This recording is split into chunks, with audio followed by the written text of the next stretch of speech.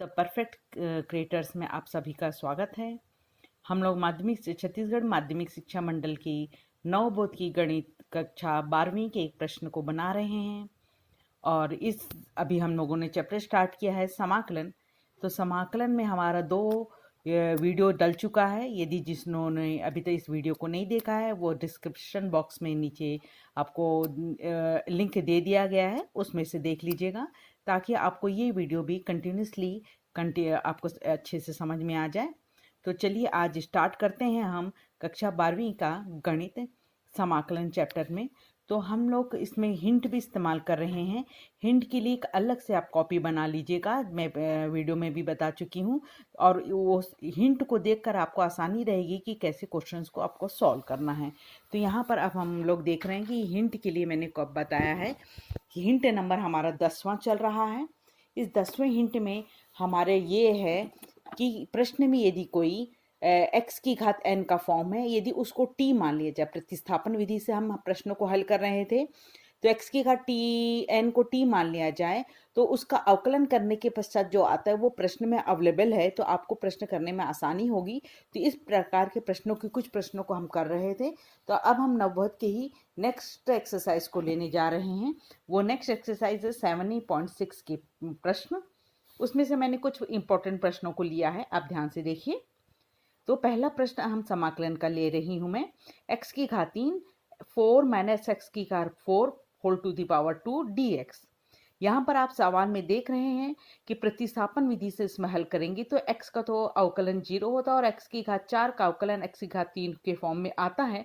तो हम यहाँ पर 4 माइनस एक्स की घात 4 को t मान ले रहे हैं। तो यहाँ पर x की घात 4 का अवकलन देख रहे हैं -4 x की घात 3 dx बराबर dt। तो आपके पास प्रश्न में x की घात 3 dx अवेलेबल है, तो ये ऋण 4 को दाएं तरफ लेके चले जाइए। तो अब आपके पास जो प्रश्न है ये वाला फॉर्म ये बदल जाएगा आपका dt बट्टे ऋण 4, देखिए ये लिखा हुआ है, और इसको आपने माना है t, तो ये हो गया t की घात 2। तो आसानी से आप कांस्टेंट टर्म्स को बाहर कर लीजिए। t की घात 2 हर में है, अंश में ले गए, -2 हुआ, इसका समाकलन किया तो 1/t आ रहा है आपका, और t की वैल्यू को रख दिया। तो इस क्वेश्चन में आप साफ साफ देख रहे हैं कि उस पद को टी मानना है जिसको टी मानने के पश्चात उसका अवकलन करें तो प्रश्न में वो चीज अवेलेबल रहती है। अब कुछ प्रश्न आपको ऐसे मिलेंगे जिसमें हम टी मानेंगे तो वो प्रश्न में अवेलेबल नहीं रहेगा। तो यहाँ पर एक प्रश्न को मैंने लिया है 1/1 प्लस रूट एक्स। तो इसके लिए आप हिंट में अच्छे से नोट करके लिख लीजिए। ये देखिए हिंट में कि यदि हम कभी सपोज करते हैं, मानते हैं वर्गमूल एक्स को यदि हम टी मानते हैं, तो वर्गमूल एक्स को टी मानते हैं तो उसके d x upon root x इस कंपलसरी टर्म से कि डी एक्स के नीचे आपका रूट एक्स होना चाहिए। तो उस स्थिति में यदि आपके पास प्रश्न में नहीं है तो आपको क्या करना है वो देखिए, इस क्वेश्चन में बताया गया है इसको। तो हमारे पास प्रश्न था x upon 1/1 plus root x. यहाँ रूट एक्स का प्रश्न है, रूट एक्स को यदि हम टी मानने जा रहे हैं तो मैंने कहा रूट एक्स के नीचे हमारे पास एक वर्गमूल एक्स होना चाहिए, तो इसलिए वर्गमूल एक्स का गुणा हम ऊपर नीचे अंश और हर दोनों में कर रहे हैं। वर्गमूल एक्स का गुणा हमने अंश और हर दोनों में किया। तो अंश और हर में करने के पश्चात अब आप मानिए इस पूरे पद को 1 के साथ, यदि टी मानते वक्त ये जरूर देख लीजिए कि उसके साथ कांस्टेंट टर्म्स ऐड है, तो आप उस पद को जरूर ले लीजिए ताकि वो डायरेक्ट शॉर्ट हो जाए। तो 1 प्लस वर्गमूल एक्स को टी माना, वर्गमूल एक्स मतलब एक्स की घात 1/2। तो इसका जब आप अवकलन करते हैं तो आप जानते हैं अवकलन के चैप्टर पढ़ चुके हैं हम, 1/2 रूट एक्स आता है, यानी कि आपके पास d x upon root x, ये d x upon root x ये दो को उस तरफ ले जाइए, उसकी वैल्यू 2dt हो जाती है। तो आपके पास ये d x upon root x की जगह आप 2dt रख लीजिए, आप इसको माने हैं टी, इसकी जगह टी रख लीजिए, बच गया ये पद। यानी कि आपको रूट एक्स की भी वैल्यू रखनी है, तो यहाँ से देख रहे हैं रूट एक्स की वैल्यू टी 1 को इस तरफ ले जाते हैं तो t-1 आती है। तो ये इसका मान, रूट एक्स का मान, 1 प्लस रूट एक्स का मान, ये तीनों मान को आप रख लेते हैं तो हमारे पास प्रश्न इस प्रकार प्राप्त होता है t-1/t 2dt। To constant terms है, ये t से दोनों में डिवाइड कर लीजिए। अब समाकलन जब आप करते हैं तो 1 का विथ रिस्पेक्ट टू आप समाकलन कर रहे हैं t के सापेक्ष, तो 1 का समाकलन t और 1/t का समाकलन होता है log t। अब आप log t किसको माने थे, 1 प्लस रूट एक्स को, तो आप उसकी वैल्यू को रख दीजिए। तो इस प्रकार ये आंसर प्राप्त हो जाएगा। तो आपने इस प्रश्न में क्या देखा? इस प्रश्न में ये देखा कि वर्गमूल x को यदि आप कभी भी t मानने जा रहे हैं तो dx के नीचे भी वर्गमूल x होना चाहिए। यदि आपके प्रश्न में अवेलेबल नहीं है तो आप गुणा और भाग दोनों का वर्गमूल x में जरूर करिए। अब अगला हिंट, अगला प्रश्न लेने जा रही हूं मैं e की पावर x वाले फॉर्म का। आपको भी इस टाइप के बहुत सारे प्रश्न आपकी बुक में मिलेंगे। e की घात x -1 अपॉन e की घात x + 1 में ये क्वेश्चन को लेने जा रही हूँ। तो अंश में आपके पास दो पद हैं, e की घात x -1। मैंने e की घात x और -1 दोनों फॉर्म को अलग अलग कर दिया। करने के पश्चात अब इसका हिंट देखिए आप, इसका हिंट ये देखिए कि जब भी आप प्रश्न में e की घात x को t मानते हैं तो dx के साथ e की घात x होना कंपलसरी है। ऊपर वाले में हिंट क्या दिया मैंने, वर्गमूल x को t मानते हैं तो dx के नीचे वर्गमूल x होना चाहिए अवकलन करने के पश्चात, क्योंकि यही आता है। तो और e की घात x को t मानते हैं तो e की घात x dx वाला पद कंपलसरी होना चाहिए। सेम इसी प्रकार e की घात -x के लिए भी यही फॉर्म चलता है। तो हमारे पास अब प्रश्न में देख रहे हैं कि हमारे पास e की घात x वाला प्रश्न है। तो यदि हमने यहाँ पर लिया e की घात x + 1, इसको t मानते हैं तो ऊपर वाले में dx के साथ e की घात x है। इसका मतलब इस प्रश्न में हमको कोई मुश्किल नहीं है, पहले से अवेलेबल है, तो आप नीचे को t मानिए। इसका अवकलन e की घात x का e की घात x हुआ, 1 का 0 हुआ और t का dt हुआ। तो ऊपर वाला पद चेंज हो गया dt और नीचे वाला पद बन गया t। तो ये dt अपॉन t जिसका समाकलन log t होता है। तो ये पहला पद में आपको कोई मुश्किल नहीं गई क्योंकि आपके पास अंश में e की घात x अवेलेबल था। परंतु जब इसका सेकंड पार्ट करते हैं, ये पार्ट e की घात x + 1 है परंतु dx के साथ e की घात x नहीं है और हमारा हिंट बोलता है कि e की घात x dx के साथ होना चाहिए। तो उस स्थिति में e की घात x या e की घात -x, e की घात x चरघातांकी फलन ऊपर भी होना चाहिए। तो हम यहाँ से एक काम करते हैं, e की घात x को कॉमन निकाल लीजिए। e की घात x को कॉमन निकालते हैं तो यहाँ 1 बचा और यहाँ पर ये हुआ 1 अपॉन e की घात x। अब e की घात x को ऊपर ले जाइए तो e की घात -x और इसको भी अंश में लिखते हैं तो e की घात -x हो गया। तो अब आप देख रहे हैं कि नीचे e की घात x है तो ऊपर भी e की घात -x है। तो अब आप नीचे को t मानेंगे तो ऊपर वाला बदल जाता है dt में। तो इस प्रकार ये वो प्रश्न है जिसमें अंश और हर में, यदि आप हर में e की घात x मान रहे हैं तो ऊपर भी e की घात x का फॉर्म होना चाहिए। तो आप देखिए 1 + e की घात -x को u माना तो ये हमारा -e की घात -x dx बराबर du हुआ। तो अवकलन आप जानते हैं e की घात -x का अवकलन होता है -e की घात -x। तो हमारा सवाल चेंज हो गया du अपॉन u, माइनस के कारण वो प्लस का साइन आ गया। तो आपके पास प्रश्न हो गया, इसका समाकलन हुआ log u, log की प्रॉपर्टी का इस्तेमाल किया तो प्लस इंटू में चेंज हो जाता है और t और u की वैल्यू को रख दिया तो ये आपका आंसर प्राप्त हो जाता है। तो इस प्रकार के हम ऊपर के प्रश्नों में देख रहे थे वर्गमूल x और e की घात x में आपको होने से क्या करना चाहिए। अब नेक्स्ट पैटर्न की तरफ बढ़ रही हूं मैं, नेक्स्ट टाइप ले रही हूं मैं। अब ये है कि आपका हर में कोई फलन रहेगा और उसका अवकलन आपके पास अंश में अवेलेबल रहेगा, तो उसको कैसे क्वेश्चन बनाना है। तो ये इसके टाइप का इस्तेमाल करते हुए हमारे पास बहुत सारे सूत्र हैं।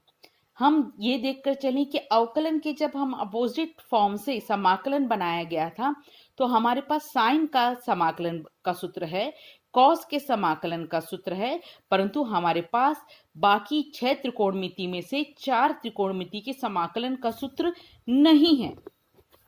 उस स्थिति में हमको क्या करना होगा, समाकलन के सूत्र को बनाना होगा। तो हम ये एज ए क्वेश्चन भी आता है और सूत्र के रूप में भी आपको याद करना है। तो आज हम उस सारे सूत्रों को कर लेते हैं। तो पहला सूत्र हम बनाने जा रहे हैं tan x वाला। तो tan x को हम लिख सकते हैं साइन अपॉन कॉस। अब आप इस फॉर्म में क्वेश्चंस को देख रहे हैं कि नीचे वाले को t मानेंगे, cos x को t मानेंगे और अवकलन करेंगे x के सापेक्ष। तो cos x का अवकलन माइनस sin x dx और dt। तो आप अंश में sin x dx को लिख सकते हैं माइनस dt यहाँ से। तो देख लीजिए माइनस dt लिखा, नीचे को t माना तो ये माइनस के बाहर आया, 1 अपॉन t का समाकलन हुआ log t, t की वैल्यू रख दी। तो यहाँ पर एक आंसर होता है कि tan x का समाकलन का सूत्र हुआ माइनस log cos x। इसका दूसरा फॉर्म भी ये कर सकते हैं आप कि यहाँ पर आप माइनस लॉग की प्रॉपर्टी को इस्तेमाल कीजिए, लॉग कॉस को आप माइनस को ऊपर लेके चले जाइए तो यहाँ पर cos x का 1 अपॉन cos x का हो जाएगा sec x। तो ये आपका हो गया log sec x। तो यहाँ पर tan x का दो सूत्र आपने देखा, tan x का एक सूत्र है माइनस log cos x और दूसरा सूत्र है आपका log sec x। तो ये एक सूत्र बना tan x का। अब नेक्स्ट सूत्र को बनाने जा रहे हैं हम cot x के। cot x के सूत्र को देखिए, यहाँ पर सेम तरीके से बनाइए। cos upon sine, sine x को नीचे को t मानिए, साइन x को t माना तो अवकलन करने से cos x dx dt में कन्वर्ट हो गया, तो ऊपर वाला पद dt में कन्वर्ट हो गया, नीचे वाला t 1/t का समाकलन log t, और t की वैल्यू रख दिया log sin x। तो cot x का सूत्र बन गया log sin x। क्योंकि इसमें माइनस नहीं रहता, ये ना आया है, इसलिए ये इसमें एक ही आंसर आ रहा है, इसका एक ही सूत्र बना। तो हमारे 4 त्रिकोणमितीय पद के सूत्र अपन को याद हो चुके। अब हम 5वां त्रिकोणमितीय पद ले रहे हैं cosec x। cosec x का 3 फॉर्म में आंसर आता है। तीनों फॉर्म के यदि आपको सिद्ध करने आता है क्वेश्चन, तो आपको तीनों तरीके मालूम होना चाहिए। तो तीनों तरीकों को आपके सामने मैं आज प्रदर्शित कर रही हूँ। तो पहला तरीका मैंने लिया, उसमें से ए पार्ट देखिए। पहला लिया 1/sin x dx। cosec x को मैंने sin x में कन्वर्ट कर दिया। अब आप जानते हैं कि साइन को जब भी कन्वर्ट करते हैं आप, तो साइन को यदि t मानते हैं तो ऊपर cos x होना चाहिए, आपके पास अवेलेबल नहीं है। इसलिए हम एक काम कर रहे हैं, इस sin x का सूत्र इस्तेमाल कर रहे हैं, 2sin x/2 cos x/2। ये sin 2 थीटा का सूत्र होता है अपने पास। sin 2 थीटा का सूत्र होता है 2 sin थीटा cos थीटा, परंतु यहाँ थीटा की जगह x है, तो उसका हाफ एंगल x/2 लिया गया। तो जब भी इस प्रकार का फॉर्म आपका क्वेश्चन है, तो ये अगला हिंट है आपका कि जब भी प्रश्न में आपका साइन और कॉस है, इसके एक वीडियो में और बनाऊंगी, इसके भी 2-3 आइडिया बनते हैं, उसको कैसे है उसको अलग हिंट में इस्तेमाल करेंगे। तो आज हम इस सूत्र को बनाने जा रहे हैं।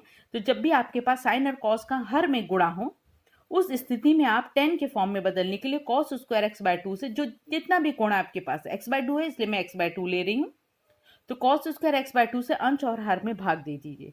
तो अंश में भी भाग दिया, 1/cos स्क्वायर x/2 लिखा, हर में भी लिखा। एक cos x/2 चेंज हो गया, तो ये 1/cos स्क्वायर sec स्क्वायर में कन्वर्ट हो गया। एक cos कैंसिल होकर sin/cos एक tan में कन्वर्ट हो गया। इससे फायदा क्या होता है कि आप tan को यदि t मानते हो तो tan का अवकलन sec स्क्वायर होता है। तो देख लीजिए आप, tan x को t माना तो tan x/2 का अवकलन होता है sec स्क्वायर x/2। और अवकलन के पूरे चैप्टर में हमने देखा है कि यदि यहाँ पर x का अदर देन कोई और फॉर्म है तो इसका दोबारा अवकलन किया जाता है। तो x का 1 हो गया तो 1/2, तो आपके पास हो गया sec स्क्वायर x/2 1/2 dx का मान हो गया dt। तो आपके पास sec स्क्वायर x/2 dx, ये तीनों बदल जा रहा है आपका dt में, और नीचे वाला बदला है आपने माना था t, तो ऊपर वाला dt नीचे वाला t, ये हुआ log t इसका समाकलन, और t की वैल्यू रख दिया तो log 10x/2। तो ये cosec x का एक आंसर हुआ। यदि आपको cosec x इक्वल टू ये सिद्ध करने बोला जाता है, तो उस स्थिति में आपको इसी फॉर्म में हल करना होगा। तो cosec x का एक है फॉर्म, ये cosec x का एक और फॉर्म का सूत्र बनाने जा रही हूं मैं। देखिए दूसरा फॉर्म भी आता है। cosec x का सूत्र बनाने के लिए हम क्या करेंगे, अंश और हर में cosec x minus cot x का अपनी तरफ से गुणा करते हैं। अंश में भी cosec x minus cot x लिया, हर में भी लिया। अब आप नीचे को t मानिए, हर को t मानिए। t मानेंगे तो cosec x का अवकलन होता है minus cosec x into cot x, और माइनस cot x है, और cot x का अवकलन होता है माइनस cosec स्क्वायर x, तो ये हो गया प्लस। आप इन दोनों से cosec x कॉमन निकालते हैं तो cosec x minus cot x dx, यानी कि आपको जो अंश दिया है वो पूरा का पूरा प्राप्त होता है। और नीचे तो t माना है आपने, तो ऊपर वाला कन्वर्ट हो गया dt में, और नीचे वाले को आपने t माना है तो dt/t, समाकलन log t की वैल्यू को रख दिया आपने cosec x minus cot x। अब ये इस फॉर्म में ये दूसरा पैटर्न हुआ, दूसरा इसका समाकलन का सूत्र हुआ। इसके तीसरा फॉर्म में ये देखिए आप, इसी को आगे हल करते हैं। तो इसको आगे हल करते हैं तो हम परिमेयकरण कर रहे हैं। cosec x minus cot x प्रश्न में है, तो cosec x plus cot x का अंश और हर ने दोनों में गुणा किया। अंश का परिमेयकरण कर रहे हैं तो ऊपर सूत्र लगा a square minus b square, और नीचे cosec x plus cot x। और आप जानते हैं cosec square x minus cot square x 10th के में आप पढ़ चुके हैं, इसकी वैल्यू होती है 1। ये हुआ 1/cosec x plus cot x। ये हर में, हर को यदि अंश में लेके जाते हैं तो इसकी पावर होगी -1, और चूंकि लॉग की प्रॉपर्टी का ये रूल होता है कि माइनस सामने आ गया तो minus log cosec x plus cot x। तो आपके पास दो फॉर्म है, या तो आप इस फॉर्म को याद करिए log cosec x minus cot x, minus है तो सामने प्लस है, या तो आप इस फॉर्म को याद करिए cosec x plus cot x, यदि अंदर प्लस का साइन है तो सामने माइनस है। तो इस प्रकार इसके cosec x के 3 सूत्र बनते हैं। तीनों सूत्र में कोई भी सूत्र का आप इस्तेमाल कर सकते हैं और सिद्ध करने के लिए बोलता है तो आपको तीनों फॉर्म को सिद्ध करना आना चाहिए। इसी प्रकार अब मैं नेक्स्ट ले रही हूं sec x।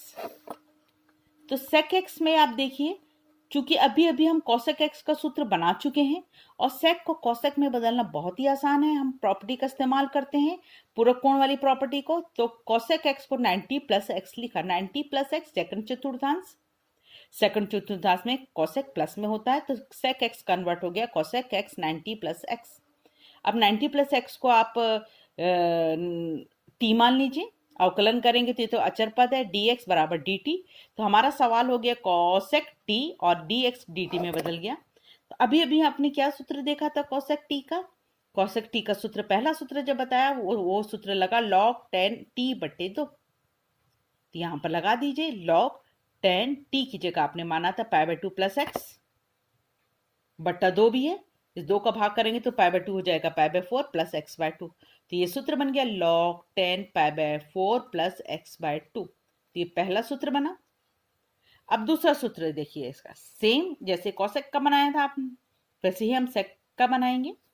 तो sec x का अंश और हर में हम गुणा कर रहे हैं sec x plus tan x का अपनी तरफ से।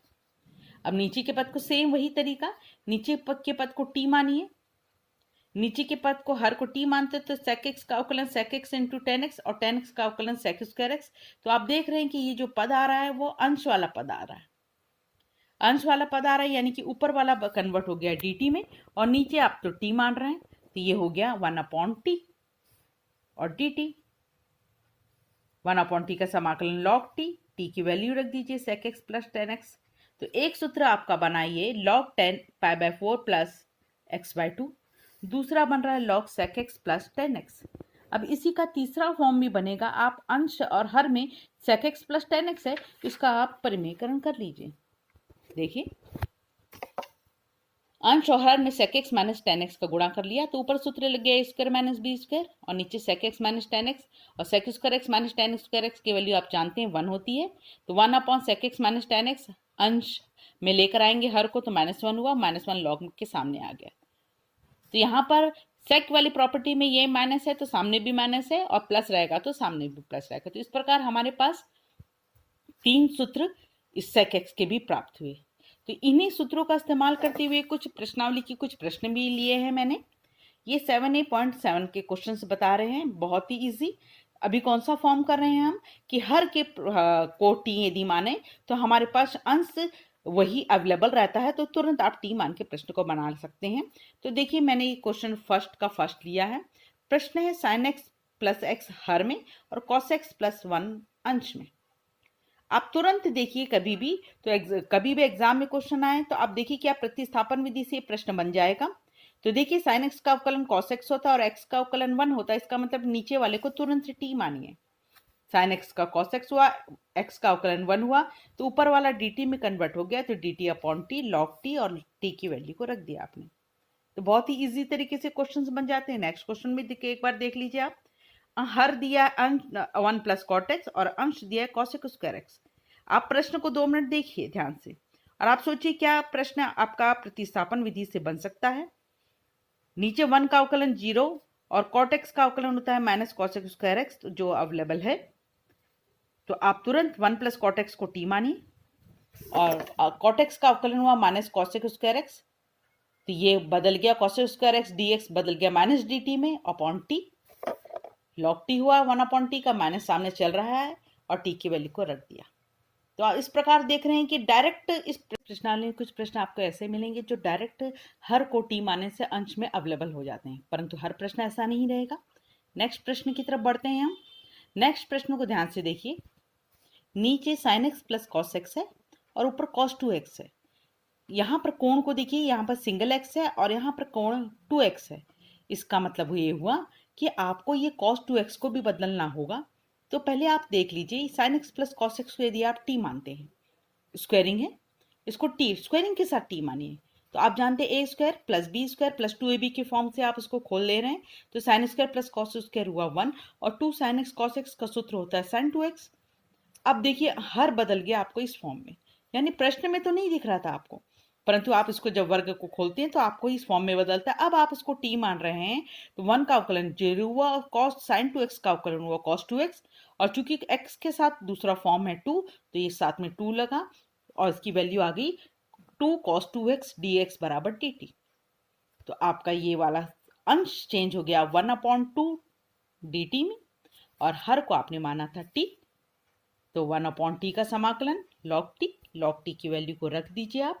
चाहे तो ये 1/2 को log की प्रॉपर्टी और इस्तेमाल कर सकते हैं आप।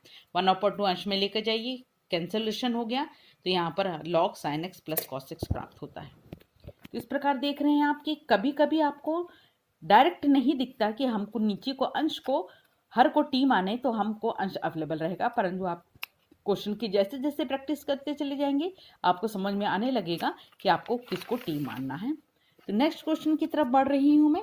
तो नेक्स्ट क्वेश्चन है आपका, यहाँ पर देखिए ये वाला, ये बहुत इंपॉर्टेंट क्वेश्चन माना जाता है, कई बार आया हुआ क्वेश्चन है। अंश को देखिए आप, अंश है आपके पास cos x माइनस अल्फा नीचे cos x dx। तो यहां पर आपके पास अंश में अल्फा भी है और नीचे cos x है, तो हम पहले अंश की प्रॉपर्टी को सूत्र को लगा लेते हैं। cos a माइनस बी की सूत्र, तो cos a cos b plus sin a sin b होता है।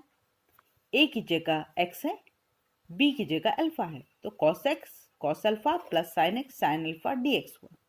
अब ये cos x दोनों पद में है, दोनों पद में लेकर जाएंगे तो आप पहले वाले पद के साथ करेंगे तो cos x कैंसिल होकर सिर्फ cos अल्फा मिला। अब जब दूसरे पद के साथ आप देखकर जाएंगे तो sin x और cos x मिलकर tan x हुआ, sin अल्फा से ही हुआ। अब इस पद को ध्यान से देखिए, यहाँ पर बच्चे जनरली गड़बड़ करते हैं। होता क्या है कि यहाँ पर अल्फा भी है कोण में और x भी है, तो यहाँ पर आपके पास कांस्टेंट अंश है अल्फा, क्योंकि आपका प्रश्न x समाकलन हो रहा है x के सापेक्ष, तो अल्फा अचर पद है तो cos अल्फा यदि आप बाहर निकाल देते हैं तो समाकलन में 1 बचा है। यहाँ sin अल्फा हम समाकलन से बाहर कर रहे हैं तो tan x बचा, और 1 का समाकलन हुआ x, और tan x का भी अभी हमने समाकलन का सूत्र पढ़ा था log sec x।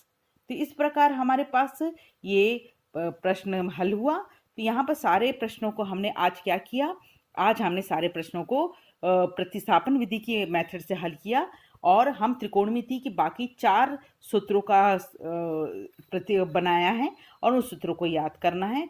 तो अब हम नेक्स्ट क्लास में मिलेंगे जहां पर हम खंडशः समाकलन को करेंगे। तो तब तक के लिए बच्चों गुड नाइट। यदि आपको ये वीडियो पसंद आता है तो मेरी वीडियो को लाइक ज़रूर करिए और मेरे चैनल को सब्सक्राइब करिए। ओके, बाय बाय बच्चों।